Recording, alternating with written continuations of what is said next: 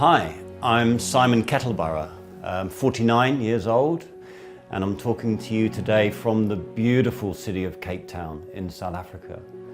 Cape Town hasn't always been my home though. I'm British originally and I've lived in a few different countries. I've lived in France and Belgium and Brazil and the UK and now South Africa for the last 12 years. I'm one of the founders of Aephoria, and I'm also the father of 2 teenage girls, which in itself sometimes is a full-time job. I've been coaching for about 20 years now. You know, people say, well, what's your kind of brand of coaching? And I guess I use a number of different modalities. So I'm multi-modality in that sense. Ontological coaching, I've studied developmental coaching, personality coaching, and existential coaching. But I guess I tend to hold frameworks quite lightly, much preferring to work with the person who's in front of me rather than a model or a system. And I think that's really important because frameworks can sometimes get in the way of the relationship.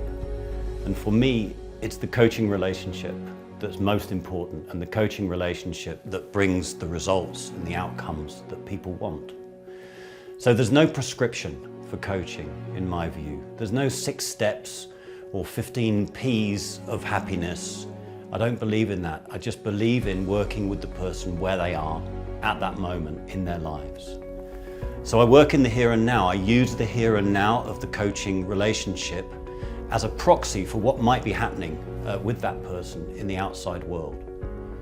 I also do work with the past and the future.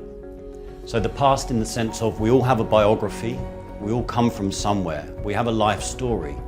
We have a story that we learned when we were quite young that we might still be using to navigate adult life. So I do encourage people to look back at how they've grown and developed and their experiences and how they might be showing up now and sometimes getting in the way.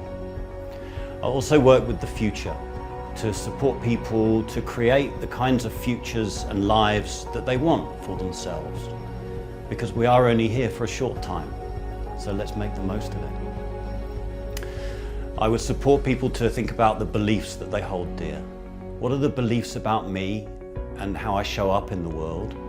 And how might they be helping me? And how might they also be getting in my way?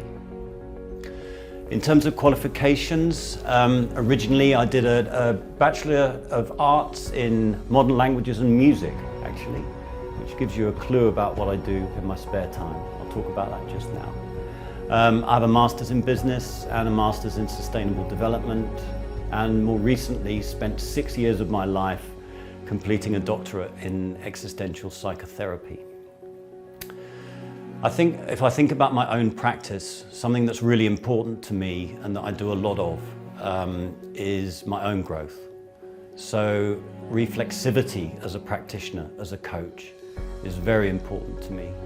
I've been in my own therapy for 12 years, every week, and my own coaching, at the moment twice a month. So it's really important to me to look at myself and what I bring into the coaching space. What gets me most excited, what gives me the shining eyes, as Benjamin Zander says, is when I can see the impacts of the work in people's lives, when people start to behave differently with their families, with their children, with their peers at work. And it really gives me a tangible sense of how powerful coaching can be when I hear about it from people, how it's shown up in their lives, what they've done differently, the growth that they've made. And when I'm not working, I can sometimes be found playing music. I'm a keyboard player in a band, or a couple of bands actually, with a particular love of 80s music. And when I'm not doing that, then I might be found riding my mountain bike around the glorious mountains and hills of Cape Town. I'm really looking forward to meeting you. I'm really looking forward to working with you. Thanks. Take care. Bye.